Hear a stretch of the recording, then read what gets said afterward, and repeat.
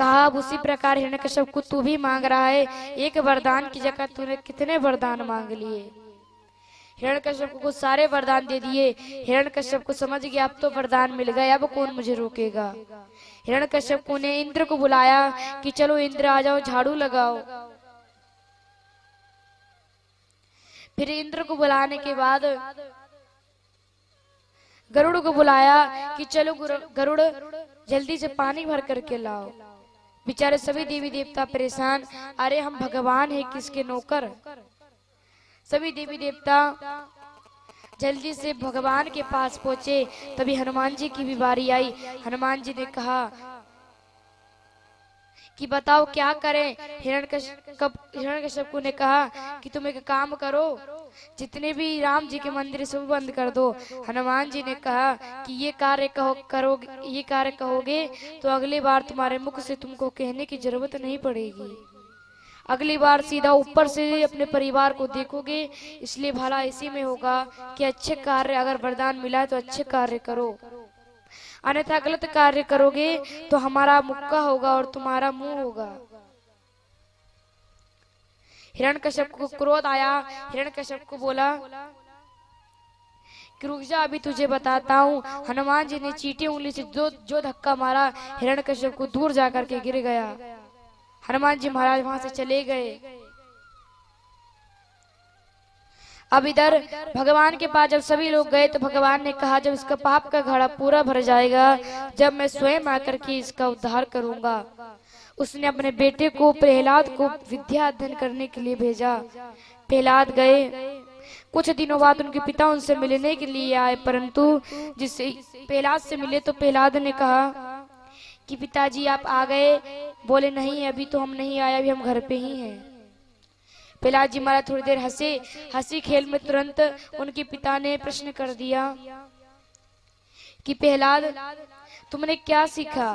प्रहलाद ने कहा मैं सीखा हूँ पिताजी, मैं ये सीखा हूँ कि हमारा जो जीवन है वह अंधकार है, हमें इस अंधकार से निकल के भगवान की भक्ति में जाना चाहिए।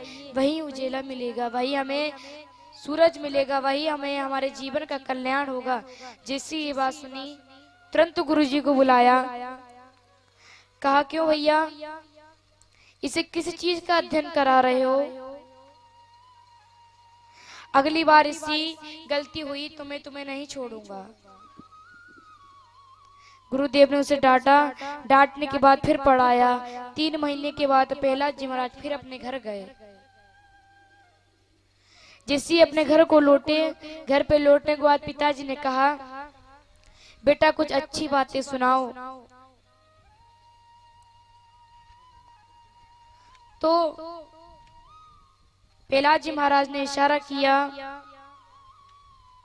प्रहलाद जी महाराज ने इशारा किया कि देख लो गुरुजी,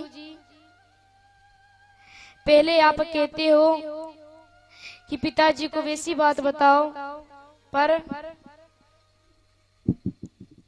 वैसी बातें बताना जो हमने पढ़ाई है, पर पिताजी बेकार चीजें सुनना ही नहीं चाहते। पिताजी कहते हैं कि अच्छी बातें सुनाओ। अच्छी बातें सुनाता हूँ तो तुम क्रोध करते हो, बताओ क्या करूं।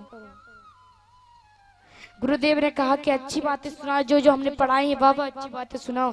प्रहलाद जी महाराज ने कहा फिर क्या, आपने कह दिया तो हो जाता हूँ शुरू। प्रहलाद जी महाराज भगवान की नवदा भक्ति सुना बैठे। कहने लगे श्रवणम कीर्तनम विष्णु स्मरणम पाद सेवनम अर्चनम वंदनम दास्य सख्य आत्मनिवेदनम। तुरंत नवदा भक्ति सुनाई और नवदा भक्ति सुनते ही पिताजी को बड़ा क्रोध आया। तलवार निकाल करके उन्हें के गुरुदेव सुंडा मरके जी की गर्दन पे रख दी।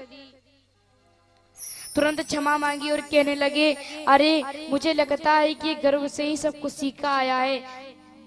महाराज आपकी कसम खा के कहते हमने से ऐसी कोई भी विद्या का अध्ययन नहीं करवाया। अब ऐसी बातें कहने के बाद जैसे ही राजा ने थोड़ा सोच विचार किया, कुछ दिनों बाद तो वो दिन रात भगवान का भजन करने रहता। हिरण्यकश्यप को डर लगने लगा। हिरण्यकश्यप ने सैनिकों को आदेश दिया कि सैनिकों इसे मार दो।